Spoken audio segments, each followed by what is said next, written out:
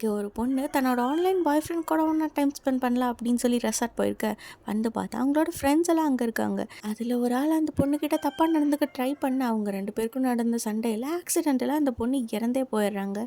இப்போ இந்த நியூஸ் நம்ம ஹீரோனுக்கு தெரிய வருது. அவங்க ஒரு ஸ்டேஷனில் வெயிட் பண்ணிட்டு இருக்காங்க. இந்த நியூஸ் கேட்டதும் உடனே எதுவும் பேசாமல் அந்த இடத்த விட்டு ட்ரெயின் பிடிச்சி போயிடுறாங்க.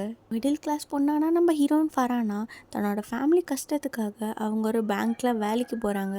கொஞ்ச நாளைக்கு எல்லாமே நல்லா போயிட்டுருக்கு. திடீர்னு ஒரு நாள் பார்த்தா அவங்களோட குழந்தைக்கு உடம்பு சரியில்லாமல் போயிடும்.